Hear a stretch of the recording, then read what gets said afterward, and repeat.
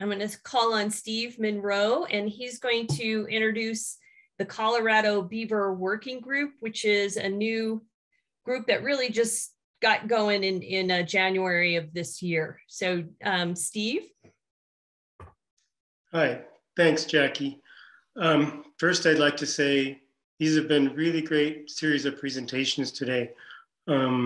Thanks to Dallas and Jay and everyone else for their contributions. It's been really interesting and informative.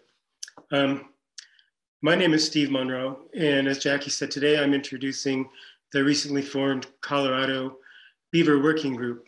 I'm going to go low tech and won't be sharing any slides. However, I would like to share a little background about my path to the Beaver Working Group. I'm a hydroecologist currently living in Durango. And for many years, I worked for the United States Geological Survey and the National Park Service as a water resources program manager. I'm lucky to have participated in a whole wide spectrum of water-related projects throughout the Four Corners region. However, I don't consider myself to be a beaver expert, and would I like to express my gratitude and respect for the many of those who are here today.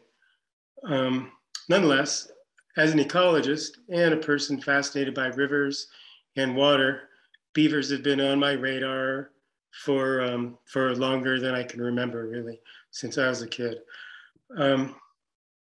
Mesa Verde was one of the many national parks that I worked in. And in 2005, when I began working on the Mancos River in the park, I asked park staff where the beavers were. The park's natural resource manager at the time told me he was concerned beaver would eat all the willows, so he was okay that there weren't many there. As I learned more, it turned out historically beaver had been abundant on the river in the park, and that for various reasons, their population is now very limited.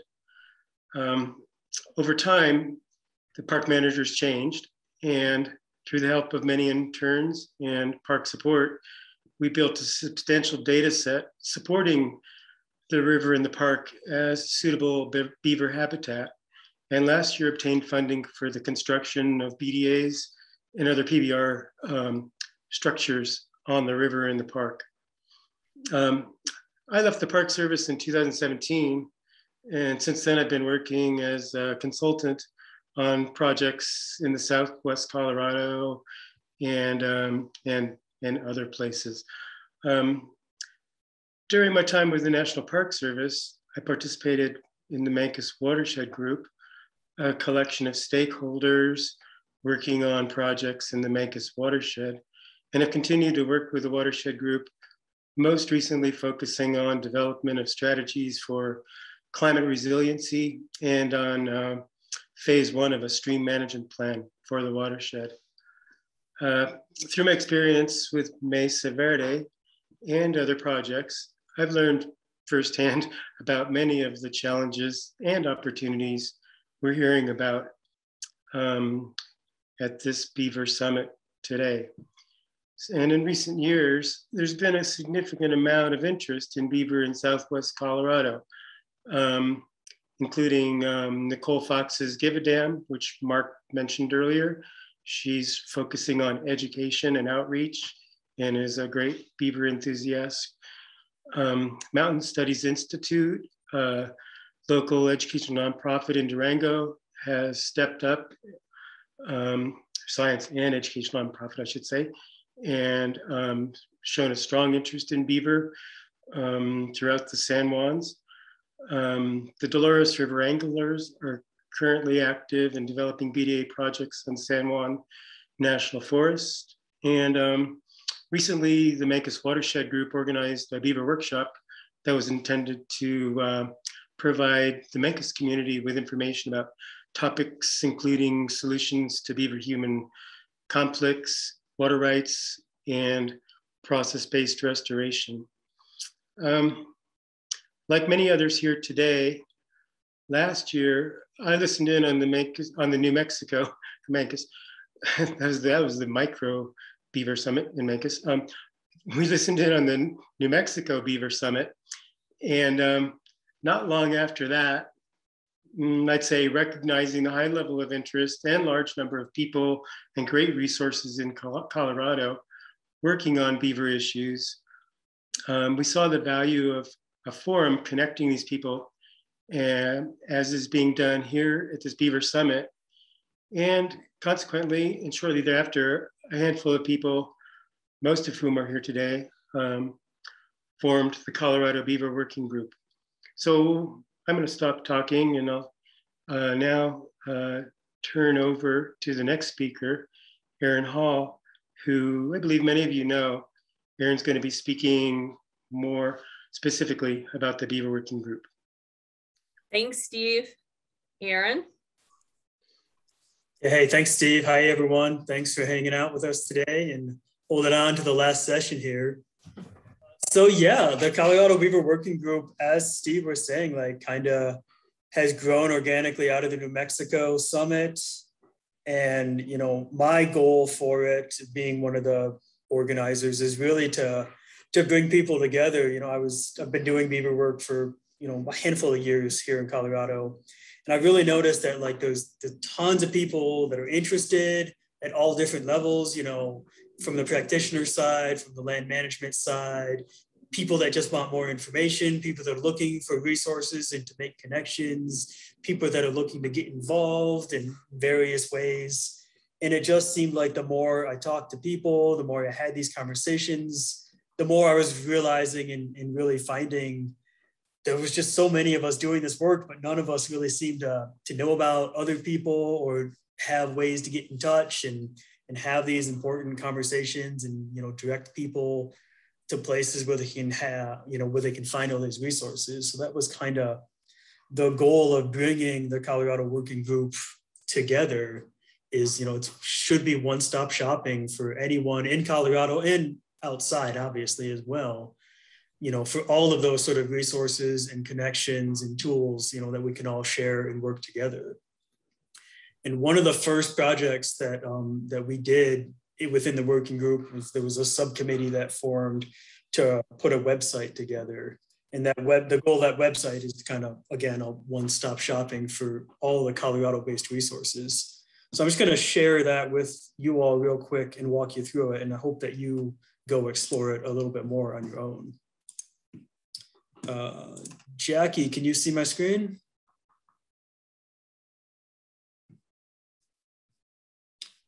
Can anyone see my screen? Yeah, it looks good, Aaron. It's Jerry Mallet. All right, thanks, Jerry. So this is the landing page for the Colorado Beaver Working Group. It is generously hosted by Defenders, which is my organization. And so, you know, that's just a homepage that happens to be a Defenders domain name, but, you know, the working group is a completely separate thing, not in any way associated with Defenders. They're just generous enough to host our webpage. And yeah, again, it's pretty simple right now. And the goal, again, is, you know, to bring everyone together and so they can have all the resources in one place. This is kind of our mission statement over here. And we've really tried to group everything into some really broad general categories. They're not mutually exclusive in any ways, but, you know, we hope that when people land on this page, like, oh, I need to learn more about beaver. And then you can click on this tab and, you know, read through, you know, just really basic biology. But I think the most important part within each of these categories on the webpage is the links. Again, we want people to come here and be able to find, you know, what's going on in Colorado with respect to beaver biology. And here's, you know, some groups that are working on that, including, you know, here's Tippy's Wildlife 2000, here's Nicole's Give a Damn in Durango. This would kick you over to my Defenders webpage. And then, you know, some bigger groups outside of Colorado. And same thing with, you know, coexistence. You know, here's some brief overview of what's happening, but more importantly, like, here's the resources for people who might find this website and, you know, oh, if you wanna, you're interested in flow devices, you wanna find an installer, like, here's some people we know of that do installations, like Ecometrics with Mark, you know. Here's a couple of different cost share programs that exist in the state that will help pay for your flow devices. You know, Defenders runs a program, so does the Fish and Wildlife Service. You know, here's links to all of those. You know, here's a bunch of CPW contacts, et cetera. So again, the idea is just to provide all of these resources in one place And hopefully people find this and find it useful. And this was kind of the first task that the working group did. And so I encourage everyone to go explore this and play around. And more importantly, if you know of resources that we don't have listed in any of these categories, send them over to me so we can put them on here, so we can include as much information as possible for people when they're looking at these things. And then as a final pitch, we also have a Google group going, and that's our main means of communicating with each other. So if you want to sign up for the Google group, you can come to our webpage and just click on this. That'll take you to the group and you can sign up for that. And you say, we've got 35 to 40 members right now, and it's growing every day. And again, we can, that's how you can be in touch and communicate with other people in Colorado that are working on all things Beaver. So there you go. Anyway, go check out the website, and we're hoping to grow this group as people get more interested. That's all I've got, Jackie. Great. Thank you so much, Aaron, for introducing folks to the group. We started out meeting monthly as we were just first trying to get going on building goals and a vision statement. And then the summer hit, and a lot of our members are practitioners, restoration practitioners. And so they were out in the field, and it gets harder and harder to meet during the summer. So our next meeting is October 28th, next week. So if anybody is listening and wants to be a part of participating in that hour-and-a-half meeting, it starts at 10 o'clock on the 28th. You're welcome to join us. And again, all you have to do is Google Colorado Beaver Working Group, and then you'll see the links that Aaron was taking you to. So I realized that I haven't had the opportunity to introduce myself. Like, what is it that I do, and how did I get into this topic so deeply? Let's see, 30 years ago almost, I graduated from the University of Oregon's law school and specializing in environmental law, and ended up working in law firms for a while. That really didn't do it for me. Then I ended up working in Missoula, Montana for the city and the county as a planner. And then I got the most incredible job, the Missoula Open Space Program Manager, and got to start being part of acquiring open space conservation lands. And one thing, when I was a planner and when I was in this new position as an open space acquisition manager, I focused on riparian areas because my undergrad degree is environmental biology. And one thing that you learn in any of those kind of ology classes pretty quickly is the riparian areas are key. The riparians, the wetlands are some of the most important habitats. So if you're going to focus and prioritize on where to spend the money for acquisition and protection and restoration, that's it.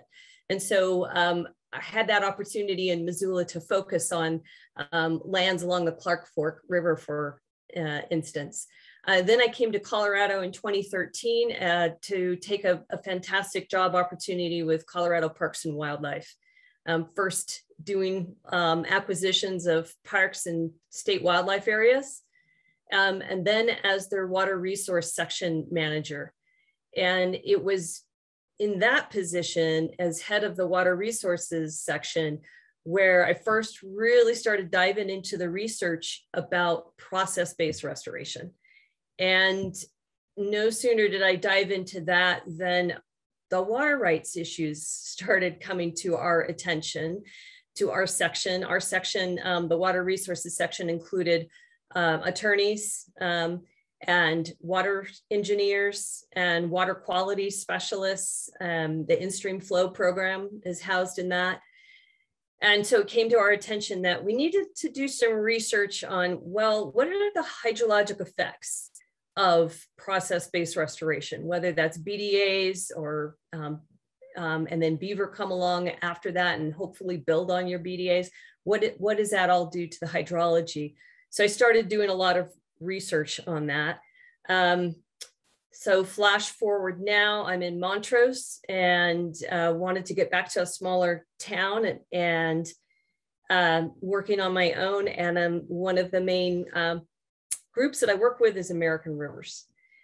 And so this slideshow is been developed. I first developed it for the Forest Service because the Forest Service reached out and said, hey, we're really interested in starting to scale up this process-based restoration, but we have some questions about water rights.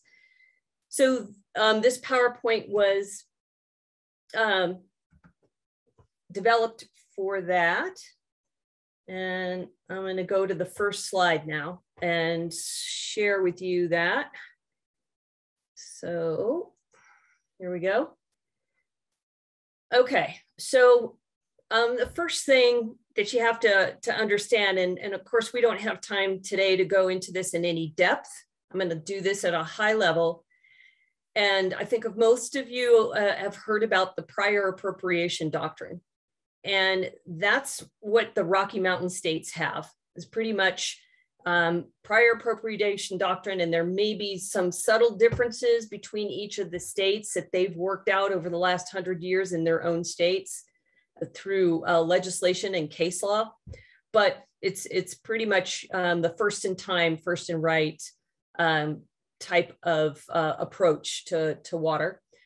The Pacific states have a hybrid of prior appropriation and riparian. So the Eastern states have the riparian doctrine. And so that's why things, you can't analyze everything exactly the same in all Western states. They each have slightly different variations, but there is a lot of similarity in all of the Western states. So we'll start with just letting you know that. So basically, we want to start with the issue. What is the issue with water rights in Western states with the prior appropriation doctrine? Why is there an issue at all on restoring streams? And I think the first place to start with is it looks different, right? So here's a classic approach to stream restoration that many of you probably will recognize. Tributary in South Park, Colorado. And you've got your classic J hooks and cross veins, kind of creating a little bit of more habitat for fish behind those, but really not changing anything about the flow of the water. It pretty much is passing right on through as it always, or as it has for maybe 100 years before beaver were taken out. Now take a look at this picture here. This is a photo I took on a field trip this June to a BDA project with a huge amount of partners involved, including Ashley Holm, who's going to be doing a presentation tomorrow, who's the hydrologist for the Gunnison National Forest. She worked with CPW, Colorado Parks and Wildlife, and U.S. Fish and Wildlife Service to organize this field trip to see what happened 2 years later after we had installed a series of BDAs on Beaver Creek in the Gunnison State Wildlife Area. And so this looks really different than this. I think that's the first thing that folks have to just acknowledge and understand, that that's going to look different to a water rights engineer or to somebody who has water rights downstream. So the next thing is, typically, and we've been hearing this all throughout the presentations, typically, what are the hydrologic effects of low-tech process-based restoration? And we've heard that you get this slowing, the peak runoff, you get these speed bumps, right? Whether they're natural beaver dams or BDAs, they're going to be little speed bumps along the way, and that might shave off the peak flow. So you might, if you look at this high peak flow in a flashy degraded system, that's not natural. That's what's happened after beaver were taken out of the system and the stream started down cutting, and it's incised now. And now it's more like a ditch than a natural stream. So it has this flashy hydrograph.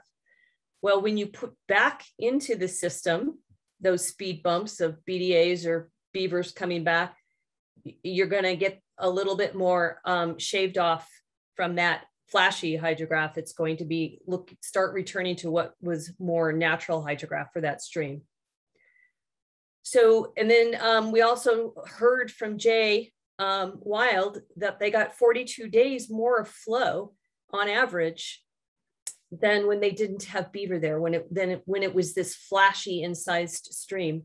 And when it started returning to a more natural flow like this, so we call that increased base flows. And they may not happen every time, but these are what we're seeing in some of the typical responses. So the hydrologic effects include that increased surface water. We've seen that in all kinds of slides today. From Mark Beardsley's work, you saw the water spreading out onto the floodplain, rehydrating the willows on the surface. And then of course, the groundwater recharge. Emily talked a lot about that. And of course, I borrowed from Emily's great artwork that she did here on graphics of what's happening below. We can see easily what's happening above, but it's this great benefit that's happening below as well. So these factors, what's happening above and below, are basically, you hope, and they should lead to increased riparian vegetation. That is the goal, is restoring that natural footprint that used to be there before the stream became degraded. And so that's going to return the evapotranspiration to something that it was previously when the stream was healthy. But so that is one of the effects when you go from that degraded inside stream that's disconnected from the floodplain and reconnected, and you get all that vegetation coming back. Yes, you are going to have more ET.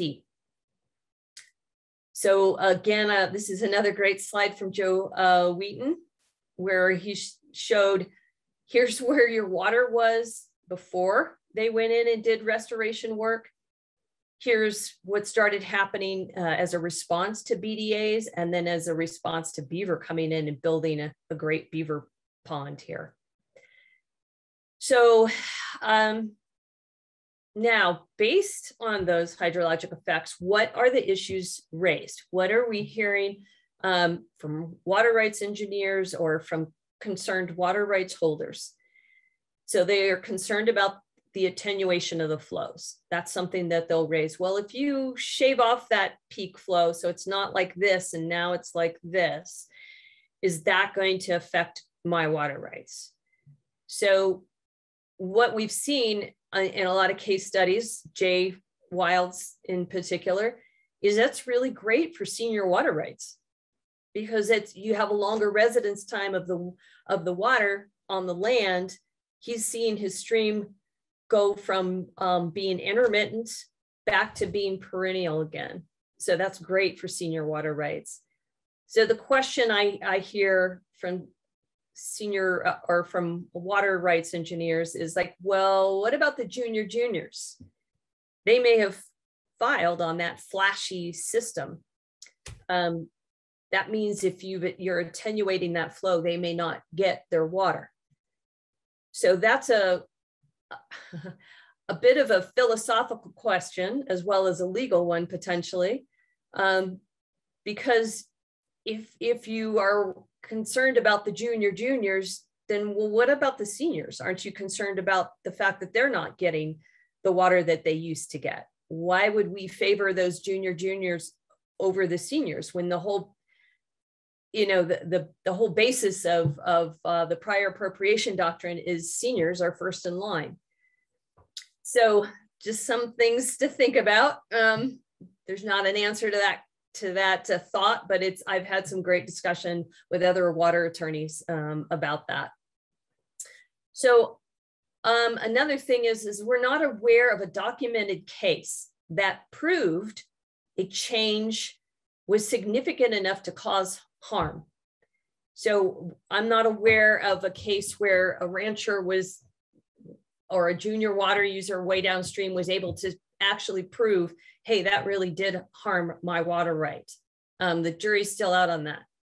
And as far as the increased ET, I'm going to roll to the next slide and tell you about the one study that I am aware of that specifically asked the question, okay, so we know that there's more ET with that increased riparian vegetation coming back when the stream is restored, but does that actually equate to harm?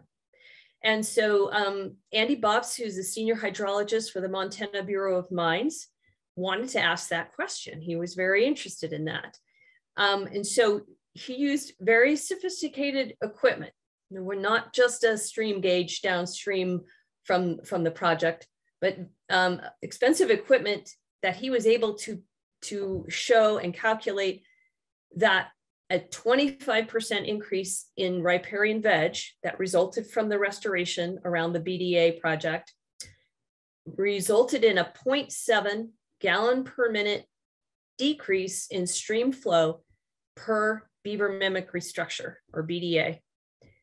And so that 0.7 gallons per minute was so minor, it was not, you couldn't pick it up at the stream gauge. And the stream gauge is where water rights are measured. That's how they've been measured for, I don't know how many decades, but generally that's how they're measured. So yes, he was able to detect a very small amount, but it wasn't enough to show that there was actually going to be any change in the flow that you could pick up at the stream gauge. So hopefully that study will be published soon. I check in with him every once in a while to say, how's that going? I'm getting it published, and he's in this stage, I think, still doing some final edits in response to having submitted it and getting back comments and suggestions. So this slide, I'm not going to have time to go into it in any detail, but what I wanted folks to know is that Western states are taking different approaches with this. And so Utah, Idaho, Wyoming, and Montana all have published either what you would call a policy, a written policy that came out from the State Water Engineer's Office, or guidelines in the case of Montana.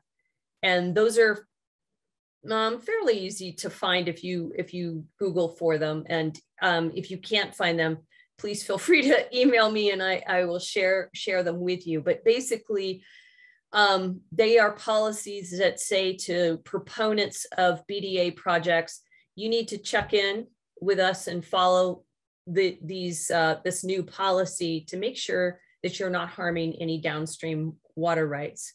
And for Idaho, for instance, basically, if you boil that policy down to in a nutshell, it's you need to check with your downstream water rights holders and make sure that they understand what the project is, what the typical response, the hydrologic response is that you would be expecting, and so that they can express any concerns that they have. And so it's really kind of reaching out to potential stakeholders and saying, hey, I'm going to be doing this project. Do you have any concerns? So in Colorado, we do not have a written policy or guidelines out from the state engineer's office at this point, but we do have a series of letters that I have looked at, and those letters were written in response to either the Army Corps of Engineers or Colorado Parks and Wildlife, or in another case, it was a county reaching out to DWR, the Division of Water Resources, and saying, hey, we've got this fairly significant river restoration project going on. We would just like you to review the plans and let us know if you have any concerns from a water rights perspective. And so in each one of those letters, the DWR wrote back and said, all right, we're not going to object to your project. We don't have any objections to it from a water rights perspective, because the project will not result in expansion of the riparian wetland historical footprint. So they looked at the designs and they said, well, what you're trying to do is basically just restore that floodplain again, reconnect that incised channel back up, get it to a grade, get back to reconnecting with that floodplain and restoring that historical riparian footprint. Therefore, your ET, once it's restored, is going to be no more than it was historically before the degradation occurred.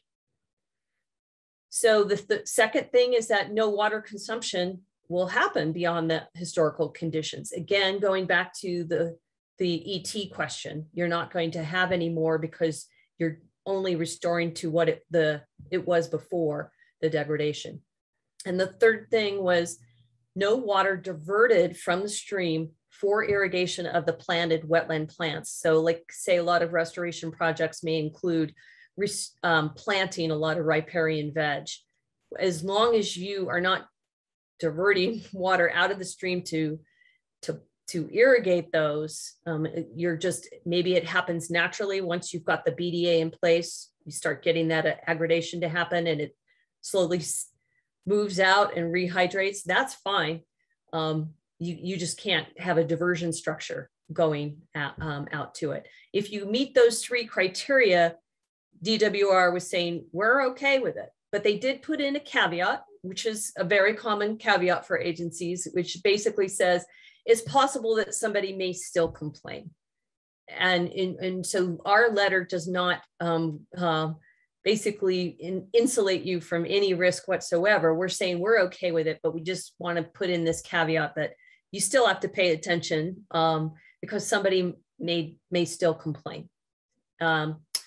So this was actually a very workable response.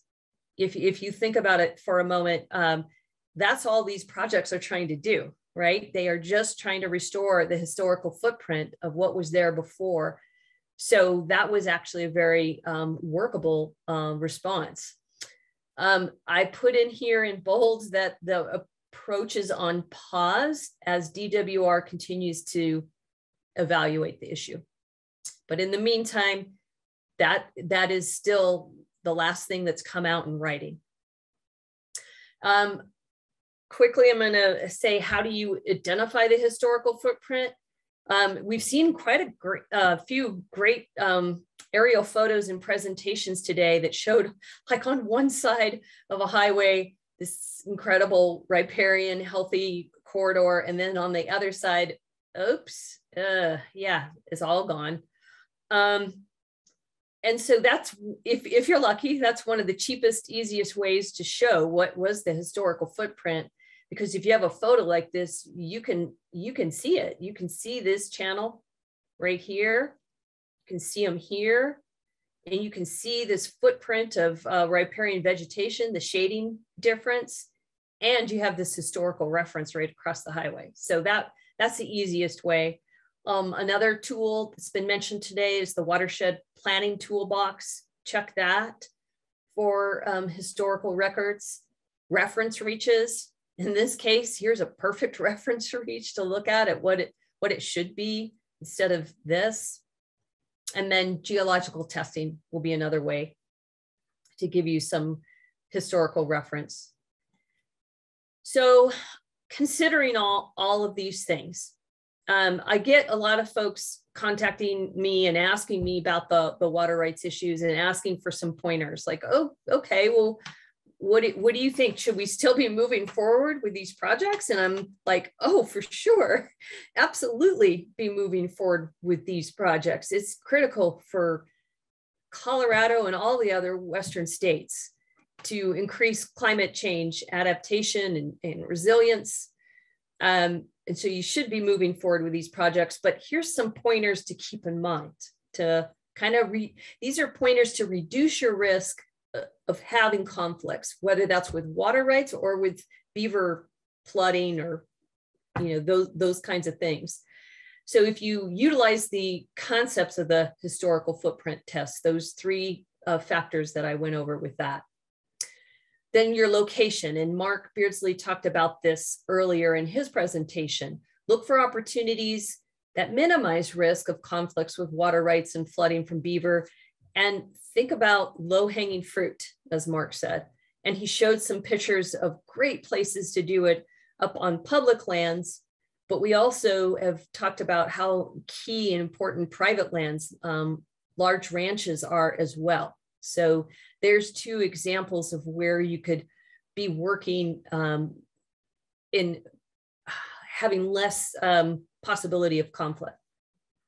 So your design, you've seen a lot of pictures of beaver mimicry, BDA structures, and it's a lot about optics too in design. If you design something that is fairly porous, that water still continues to flow through, it doesn't look like it's so tight a dam that nothing's going through. That's just one thing to keep in mind. Timing, just be careful that if you're working in the low flow summer months, which of course a lot of work has to happen there, you don't want your project to cut off flows for any significant time. And more than a day can be pretty significant. So just another thing to keep in mind and be aware of. And this last bullet is something that a lot of the speakers have talked about today throughout the presentations. This engagement, transparency, many partners who would potentially be concerned. If you can, reach out to them, include them, address their concerns. That is going to be one of your best insurance policies, that you won't have somebody complaining to DWR about water rights or to CPW about beaver flooding their property or something like that. Then the last thing I want to end on here is the analysis about beaver. So I have also had folks reach out to say, hey, we are concerned about inviting beaver back onto our ranch or back onto public lands, because we've heard that DWR might also ask landowners that a natural beaver dam be taken down if it's obstructing flows to downstream water rights. So that was a legal issue that I had to look into as well when I was at CPW, because that happened during the time that I was there. If you all remember, the drought of 2018 was a really bad year. And whenever there's a bad drought, then that's usually when the complaints roll in to DWR. And they did get a complaint about a beaver dam on a state wildlife area. So they wanted us to remove it. So we needed to do some research about that. I'm like, whoa, wait a minute. That just doesn't sound right from so many levels, that we could be ordered to remove a beaver dam on a natural stream in a wildlife area. So this was the statute that was at issue.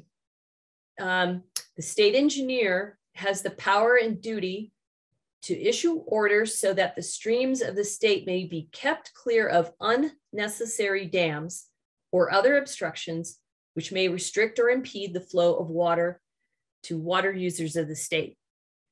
So when you look at that, yeah, there's no question that they have authority to order removal of beaver dams from ditches, canals, other man-made infrastructure. There's no question about that.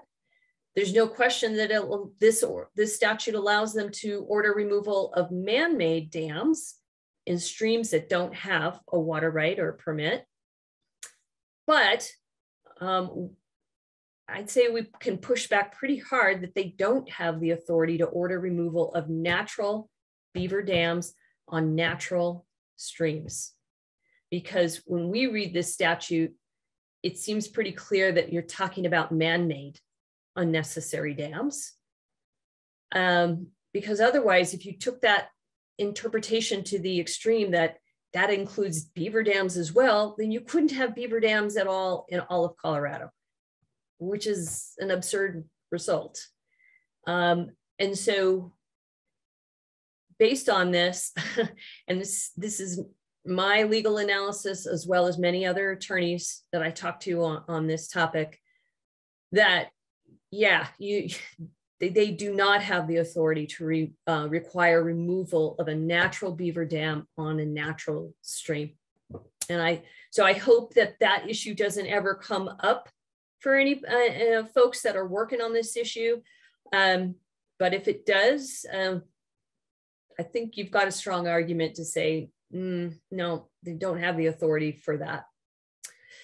So at this point, I'm going to turn it over to Luke Javerneck with River Science, because he's working on this day in and day out. He is a stream river restoration practitioner, and he's in the thick of it in the Arkansas Basin. Luke?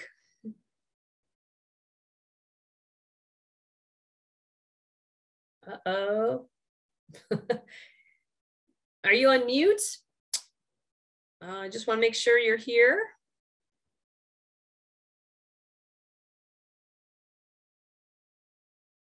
Okay.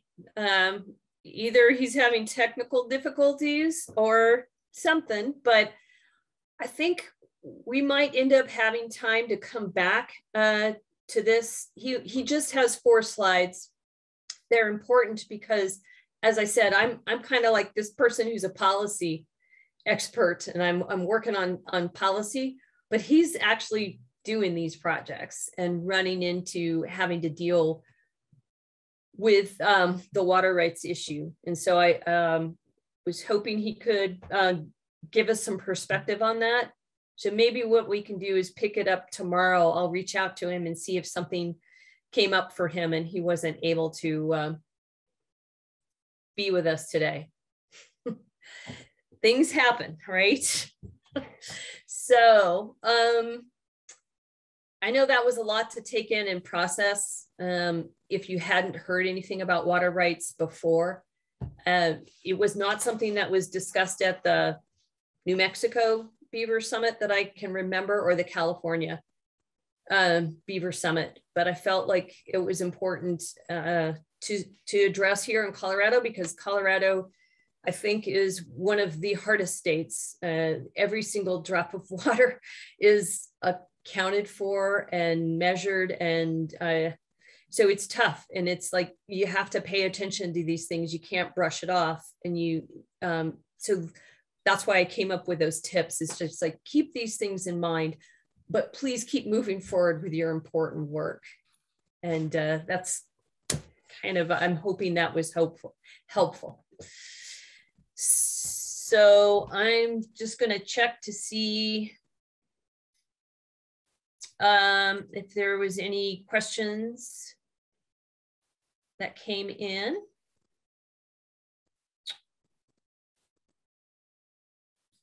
Okay, so about 4 or 5 years ago, the water commissioner told my homeowners association that if they reintroduced Beaver after the dam was flooded out, that we would need to have augmentation water for the pond that develops. If beavers come on their own, then no need for augmentation water. Is that still the case in Colorado? So this is going to continue to be case by case in each basin, because there's no written policy. Again, from the high up leadership at DWR right now, they are still pondering this, like how could and should we respond to this? And a lot of other folks are involved at DNR that are thinking about this, and at CPW. And so there is no written rule. So I can't really respond to this and give you a black and white answer, because it's going to be case by case. And that's based on what are the, the attitudes or the feelings or the perspectives of each water commissioner. And the regions, it's just gonna differ. So I'm sorry, I couldn't get more specific than that. Any other questions? So let's see, I'm gonna read the chat box to see.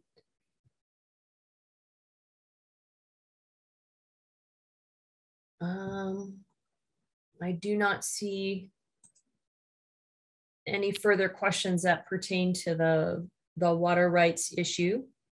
So at at this point, Jerry, do you want to come back on? I'm here, Jackie. You did a Okay. nice job. That was a short course for sure on water rights. You could expand it a couple days, but no, that's a good way to tie things up tonight. And I'll say, folks, if you think of questions tonight afterwards, I know this has been a long day and a lot of attention having to be given to so many different topics. Please feel free to think about them and then put them in the Q&A tomorrow. I think hopefully we'll have time to address a few more things tomorrow, depending on how the presentations roll. And certainly we've got in the schedule from 12 o'clock to 12:30, kind of the wrap up, so that we have more time for questions and a few kind of ending thoughts. So go ahead and hold on to those and then put them in the Q&A tomorrow if you have thoughts that come to you tonight or tomorrow morning. Okay. We have a really incredible lineup for you tomorrow. So I really hope that folks are able to come back. A few things I'll just mention. So we will start again at 8:30 with our session on beaver policies and programs. And we'll have Mark Vieira from CPW and Corey Mosby from the Association of Fish and Wildlife Agencies, and also represents Idaho Fish and Game. We will also have a great presentation from Ashley Holm and Aaron Hall on coexistence measures. So they'll take a deeper dive on that. Then this is a really wonderful presentation I've seen before by Susan Charney from US Forest Service.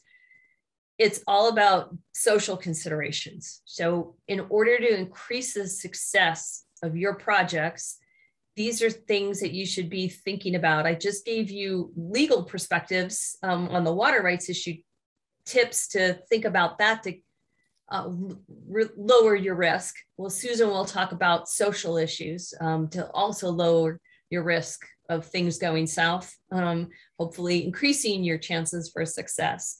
And then we have this wonderful session on tribal perspectives. Molly Alves, who's the wildlife biologist for the Tulalip tribe, will give a great presentation about the work that they're doing to basically translocate nuisance beaver into areas that have been pre-identified as beaver friendly on national forests. And so I'm really looking forward to that. So it's been an incredible day. Jerry, do you have any parting thoughts before we all jump off? No, I just thank everybody. Catch a beer tonight or whatever. And we'll go tomorrow, and then we can talk about how we push this thing on down the line. Thanks so much, everybody, for your participation today.